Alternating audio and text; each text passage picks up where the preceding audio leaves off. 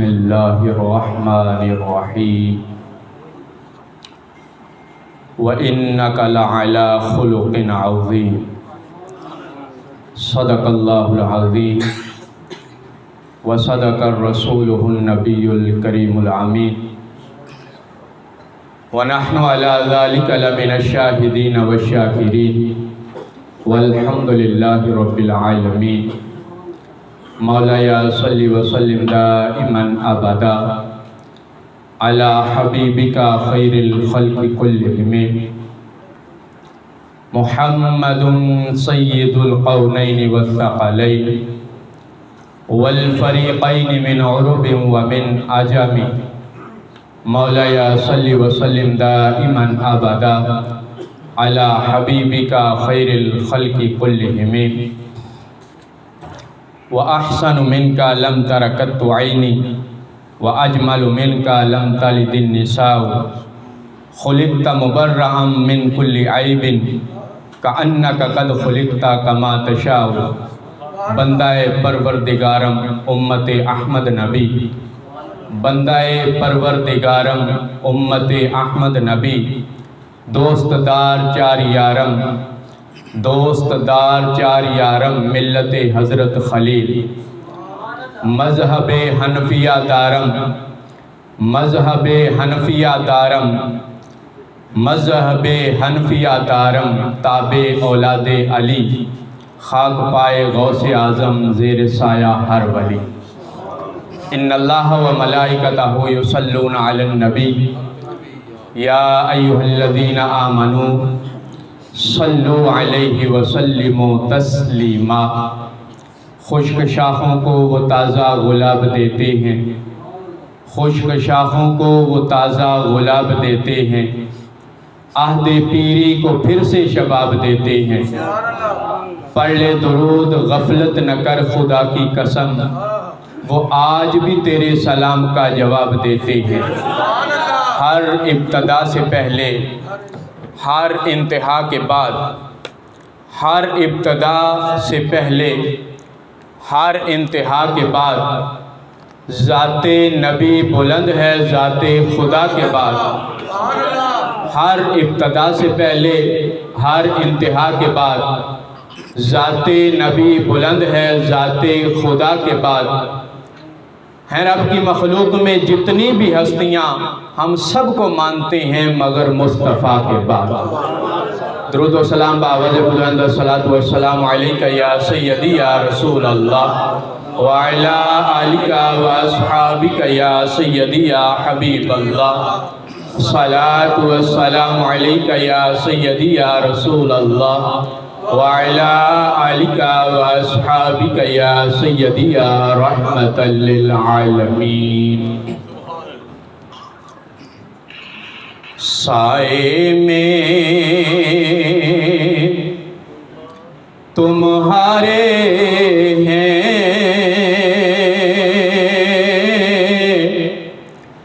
قسمت یہ ہماری ہے سائے میں تمہارے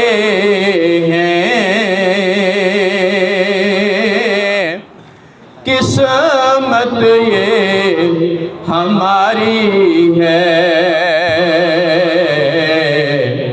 سائے میں تمہارے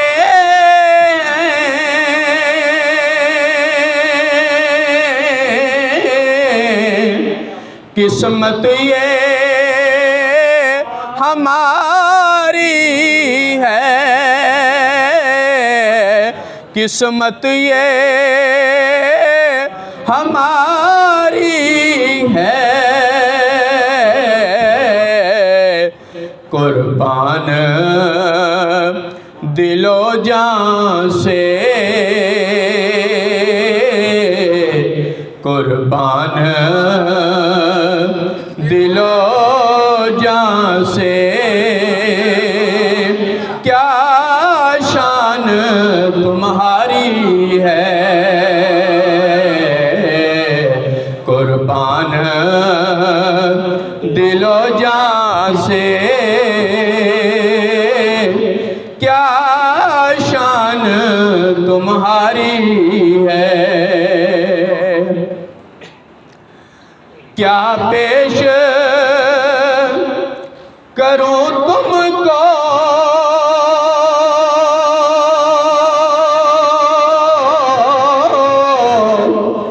کیا چیز ہماری ہے، کیا چیز ہماری ہے، یہ دل بھی تمہارا ہے، یہ جان بھی تمہاری ہے، یہ دل بھی تمہارا ہے، یہ جان بھی تمہاری ہے، سائے میں تمہارے ہیں، قسمت یہ ہماری ہے، اور ہم چھوڑ کے اس در کو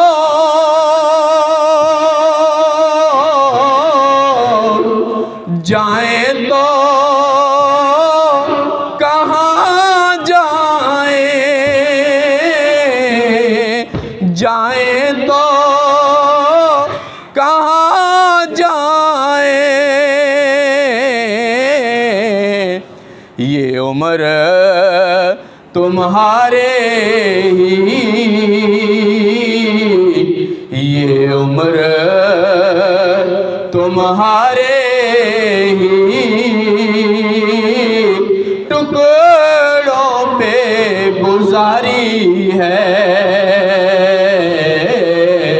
یہ عمر تمہارے ہی ٹکڑوں پہ گزاری ہے، سائے میں تمہارے ہیں، قسمت یہ ہماری ہے، قربان دل و جان سے کیا شان تمہاری ہے۔ اللہ خالق کائنات جل جلالہ وعم نوالہ واتم برہانہ وعظم شانہ کی حمد و ثنا اس کے پیارے حبیب رؤوف الرحیم رحمت للعالمین احمد مجتبی جناب محمد مصطفیٰ صلی اللہ علیہ وسلم کی بارگاہ رسالت میں ہدیہ درود و سلام عرض کرنے کے بعد میرے نہایت ہی واجب الاحترام بزرگوں، دوستوں، ساتھیوں، بھائیوں، میری طرف سے نہایت ادب کے ساتھ تمام بھائیوں کو السلام علیکم۔ اللہ خالق کائنات کے پاک کلام میں سے جس آیہ مبارکہ کی میں نے تلاوت کی، اللہ نے فرمایا وَإِنَّكَ لَعَلَىٰ خُلُقٍ عَظِيمٍ، کہ محبوب ہم نے بے شک آپ کو عظیم اخلاق دے کے بھیجا ہے، سب سے اعلیٰ اخلاق جو ہے وہ اللہ نے اپنے حبیب صلی اللہ علیہ وسلم کو دے کے بھیجا۔ اس آیہ مبارکہ کا شان نزول میں آپ کو بعد میں بتاؤں گا کہ رب نے اسے نازل کیوں فرمایا، اس کا شان نزول کیا ہے۔ میں کہتا ہوں پورا قرآن پڑھ لو، اس آیہ مبارکہ ایک کا شان نزول پڑھ لو، پورا قرآن ایک سائیڈ پہ ہے اور اس ایک آیہ کی فضیلت ایک سائیڈ پہ ہے۔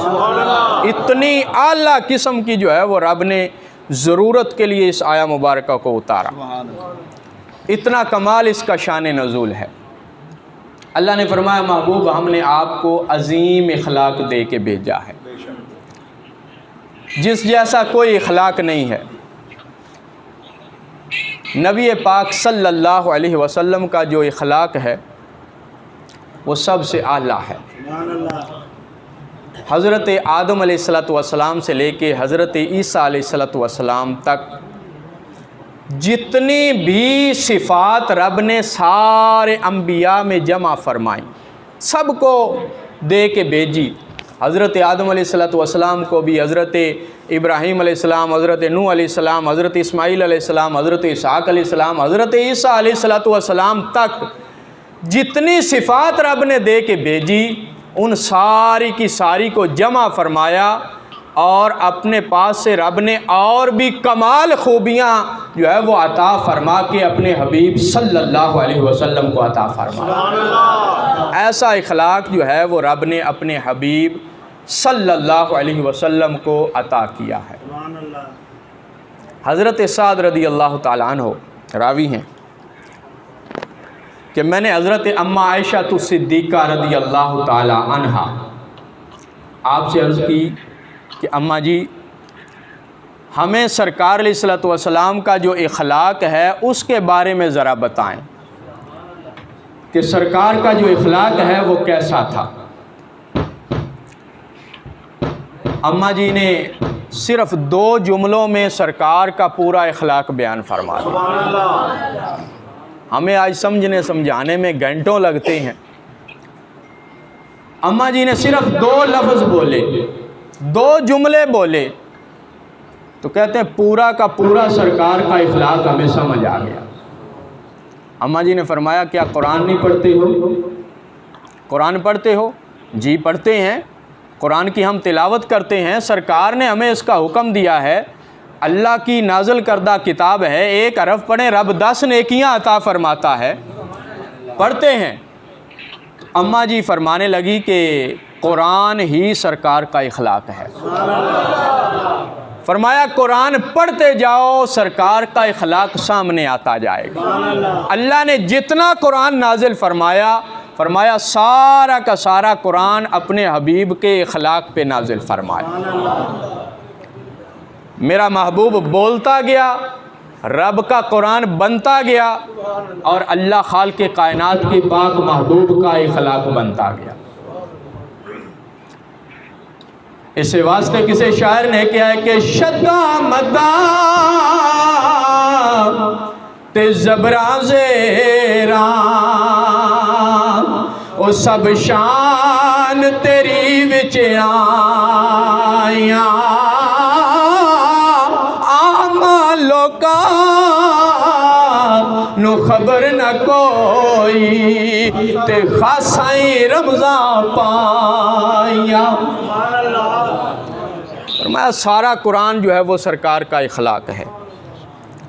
سارا قرآن کیا ہے؟ سرکار کا اخلاق ہے۔ اماں جی نے 2 لفظوں میں سرکار کا جو اخلاق ہے وہ بیان فرما دیا۔ حضرت انس رضی اللہ تعالی عنہ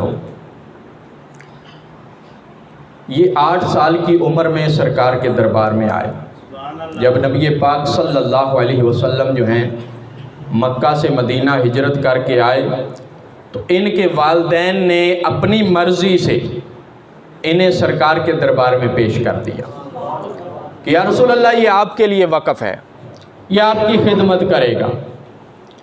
حضرت انس رضی اللہ تعالیٰ عنہ کہتے ہیں کہ 10 سال میں سرکار کے دربار میں رہا، 10 سال میں نے سرکار کی خدمت کی۔ ان 10 سالوں میں آقا کریم صلی اللہ علیہ وسلم نے کبھی 1 مرتبہ بھی مجھے اف تک بھی نہیں کہا۔ یہ سرکار کا اخلاق ہے کہ 10 سالوں میں 1 مرتبہ بھی مجھے اف تک نہ کہا، اور فرمایا اگر کوئی اور مجھے کچھ کہتا سرکار اسے بھی منع فرما دیتے۔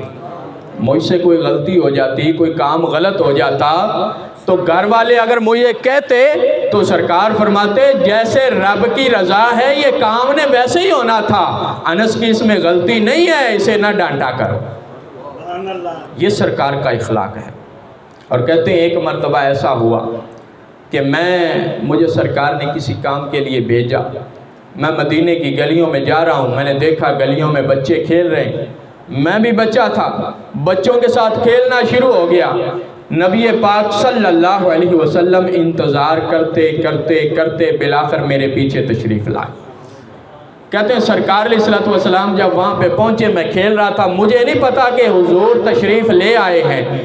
میری جو ہے وہ پیٹھ سرکار کی طرف سے تھی، سرکار پیچھے سے آئے، ایسے سرکار نے میری آنکھوں پہ دونوں ہاتھ رکھے پیچھے سے، سبحان اللہ، دونوں ہاتھ رکھے اور فرمایا انس میں نے پکڑ لیا ہے تمہیں، میں نے تمہیں پکڑ لیا ہے، حالانکہ کسی کام کے لیے بھیجا تھا، آج ہم اپنے بیٹے کو بھیج دیں، وہ بیٹا لیٹ ہو جائے، ہم جو ہے اس کی ڈانٹ ڈپٹ کرتے ہیں، ہم جو ہے اسے مارنے تک جاتے ہیں، اپنے ملازموں کی تو بڑی دور کی بات ہے، یہ سرکار کے غلام ہیں، غلامی میں ہیں، لیکن اس کے باوجود سرکار نے ایسا حسن اخلاق کیا ہے کہ انس کہتے ہیں کہ میرا دل جو ہے وہ باغ باغ ہو گیا، میرا دل خوش ہو گیا کہ اللہ کے پاک محبوب علیہ الصلوۃ والسلام جو ہیں وہ اتنی محبت مجھ سے فرماتے ہیں، یعنی ڈانٹا نہیں ہے، یہ نہیں کہا کہ تم نے کام کیوں نہیں کیا، تم اس طرف گئے کیوں نہیں ہو، بلکہ خوشی میں جیسے بندہ بچوں کے ساتھ کھیلتا نہیں ہے۔ انس کہتے ہیں کہ میرے ساتھ کھیلتے ہوئے سرکار نے فرمایا کہ انس میں نے تمہیں پکڑ لیا ہے۔ سبحان اللہ، یہ حضور صلی اللہ علیہ وسلم کا اخلاق ہے۔ ایسا اخلاق اللہ خالق کائنات نے اپنے پیارے حبیب صلی اللہ علیہ وسلم کو جو ہے وہ دے کے بھیجا۔ جب سرکار جو ہے وہ فجر کی نماز ادا فرماتے نا، تو فجر کی نماز ادا فرمانے کے بعد مدینے کے جو غلام اور لونڈیاں ہیں وہ اپنے برتنوں میں پانی لا کے مسجد نبوی کے دروازے کے باہر جو ہے وہ کھڑے ہو جاتے۔ اس وقت جو ہے وہ دور یہ تھا کہ کوئی غلام اپنے آقا کا جوتا جو دھوپ پہ پڑا ہوتا تھا نا، اس کی اجازت کے بغیر پکڑ کے اگر چھاؤں پہ رکھ دیتا تھا تو اسے بھی لوگ کوڑے لگاتے تھے کہ تم نے میری اجازت کے بغیر جوتے کو ہاتھ کیوں لگایا۔ یہ دور تھا اس وقت، اور اس وقت غلام اور لونڈیاں سرکار علیہ الصلوۃ والسلام کے انتظار میں دروازے مسجد نبوی کے دروازے پہ کھڑے ہو جاتے۔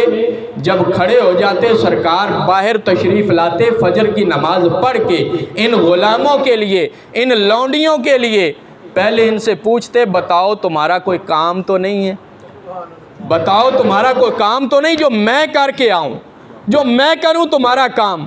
اور اس کے بعد کہتے ہیں کہ سرکار اپنا جو ہے وہ ہاتھ مبارک ان کے برتنوں میں ڈبو دیتے، فرمایا وہ جس جس کو پانی پلاتے رب شفا عطا فرماتے۔ وہ اس وجہ سے کھڑے ہوتے تھے کہ ہم سرکار کا یہ تبرک حاصل کریں، لیکن سرکار پہلے ان سے پوچھتے تمہارا کوئی کام ہے تو بتاؤ، وہ محمد الرسول اللہ کر کے آئے گا۔ یہ سرکار کا اخلاق ہے۔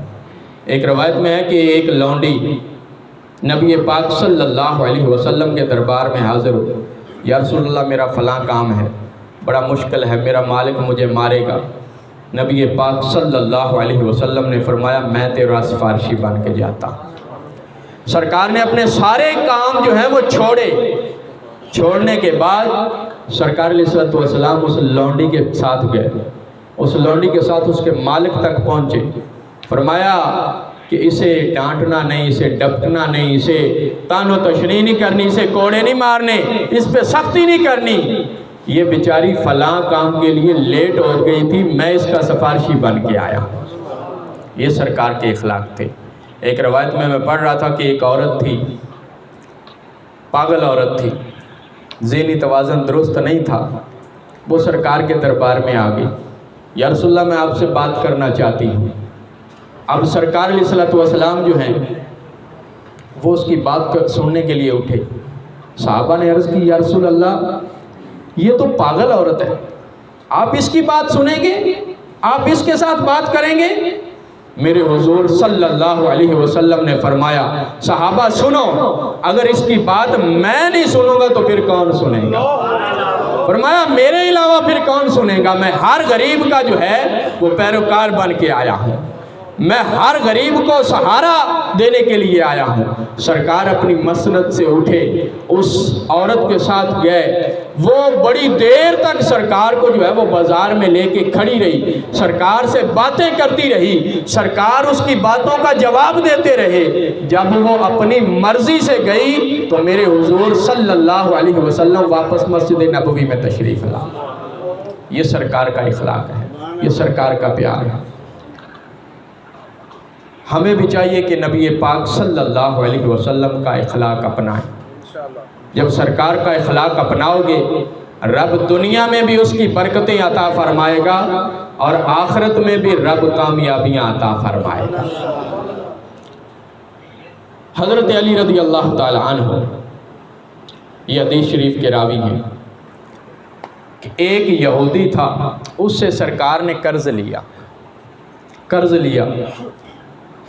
اب جب قرض لیا، قرض کی ایک مدت طے ہوگی کہ فلاں ٹائم پر جو ہے وہ تمہارا قرض واپس کیا جائے گا۔